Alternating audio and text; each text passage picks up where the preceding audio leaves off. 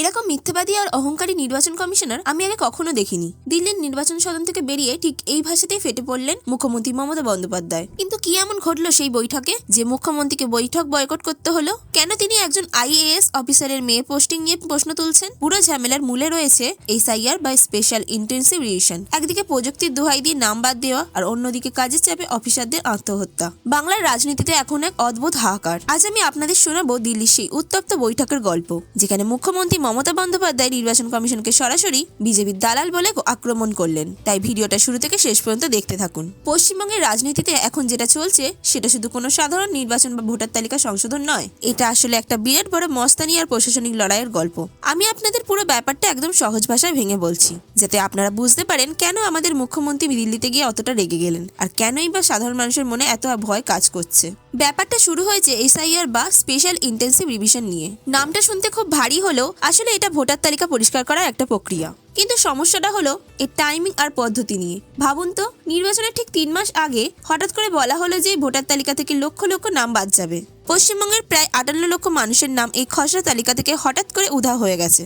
এটা শুধু আমাদের রাজ্যেই নয়, তামিলনাড়ু ও গুজরাটেও হয়েছে। কিন্তু বাংলার ক্ষেত্রে অভিযোগটা অনেক বেশি গভীর, কারণ এখানে মমতা বন্দ্যোপাধ্যায় দাবি করছেন যে এটা আসলে বেছে বেছে বিরোধী কণ্ঠস্বর চেপে দেওয়ার একটা কৌশল। সবচেয়ে খারাপ ব্যাপারটা হলো এই নাম কাটার পদ্ধতি। এখানে নাকি AI বা কৃত্রিম বুদ্ধিমত্তা ব্যবহার করা হচ্ছে। মুখ্যমন্ত্রী বারবার একজন মানুষের নাম নিচ্ছেন, সীমা খান্না। তার দাবি এই সীমা খান্না নাকি বিজেপির IT সেলের হয়ে কাজ করছেন এবং এমন একটা অ্যালগোরিদম তৈরি করেছেন যা দিয়ে স্বয়ংক্রিয়ভাবে ভোটার তালিকা থেকে নাম বাদ দেওয়া হচ্ছে। ধরুন, যদি কোনো পরিবারে 6 জনের বেশি সন্তান থাকে বা বাবা আর সন্তানের বয়সের তফাৎ যদি প্রযুক্তির চোখে ঠিক মনে না হয়, তবেই তাদের নামের পাশে সন্দেহজনক সিল পড়ে যাচ্ছে। এর ফলে কি হচ্ছে জানেন? লক্ষ লক্ষ মানুষ যারা হয়তো জন্ম থেকে এদেশে আছেন, তারা হঠাৎ করে শুনতে পাচ্ছেন যে তারা নাকি আর ভোটার নন। এই অনিশ্চয়তা থেকে যে কি পরিমাণিক মানসিক চাপ তৈরি হচ্ছে তা ভাবা যায় না। প্রায় 150 জন মানুষ নাকি এই টেনশনেই মারা গেছেন, যার মধ্যে বেশ কয়েকজন বুথ লেভেল অফিসার বা BLO আছেন, যারা কাজের চাপ সহ্য করতে না পেরে আত্মহত্যা করেছেন। নদিয়ার রিঙ্কু তরফদারের কথাই ভাবুন, যিনি একটা সুইসাইড নোট লিখে পান দিলেন কারণ তিনি ভোটার তালিকার এই অসম্ভব টার্গেট পূরণ করতে পারছিলেন না। দিল্লির সেই বৈঠকের কথা শুনুন, যেখানে মুখ্যমন্ত্রী মমতা বন্দ্যোপাধ্যায় মুখ্য নির্বাচন কমিশনার জ্ঞানেশ কুমারের সাথে দেখা করতে গিয়েছিলেন এবং তিনি সাথে করে এমন 12 জন মানুষকে নিয়ে গিয়েছিলেন যাদের নির্বাচন কমিশন সরকারি খাতায় মৃত বলে ঘোষণা করে দিয়েছিলেন, অথচ তারা দিব্যি সুস্থ শরীরে মুখ্যমন্ত্রী মমতা বন্দ্যোপাধ্যায়ের সাথে দাঁড়িয়ে প্রতিবাদ করছিল। ভাবুন কি একটা হাস্যকর অবস্থা। মুখ্যমন্ত্রী কমিশন থেকে বেরিয়ে এসে জ্ঞানেশ কুমারকে সরাসরি মিথ্যাবাদী আর অহংকারী বলে গালি দিলেন। তার মতে কমিশন এখন আর নিরপেক্ষ নয়, তারা আসলে কেন্দ্রের তোতাপাখি হয়ে গেছে। এমনকি মুখ্যমন্ত্রী আরও একটা মারাত্মক ইঙ্গিত দিয়েছেন। তিনি জ্ঞানেশ কুমারের মেয়ে মেধা রূপমের পোস্টিং নিয়ে প্রশ্ন তুলেছেন। মেধা রূপম হলেন নয়ডার জেলা শাসক। কিছুদিন আগেই নয়ডা যুবরাজ মেধা নামে একজন তরুণ ইঞ্জিনিয়ার একটি খোলা গর্তে পড়ে মারা যান। সেই গর্তটি কোনো ব্যারিকেড ছাড়াই 22 ফুট গভীর ছিল। স্থানীয়দের দাবি এই গাফিলতির পেছনে প্রশাসনের বড় ভূমিকা ছিল।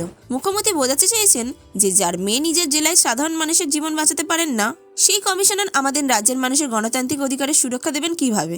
আসল লড়াইটা এখন আর শুধু ভোটার কার্ডের নাম থাকা বা না থাকা নিয়ে নেই, এটা এখন ইগোর লড়াই হয়ে দাঁড়িয়েছে। মমতা বন্দ্যোপাধ্যায়ের অভিযোগ, কেন পশ্চিমবঙ্গকে টার্গেট করা হচ্ছে? কেন ত্রিপুরা থেকে মাইক্রো অবজারভারদের নিয়ে আসা হচ্ছে বাংলার ভোটার তালিকা চেক করার জন্য? আমাদের রাজ্যের অফিসারদের ওপর কেন ভরসা করা হচ্ছে না?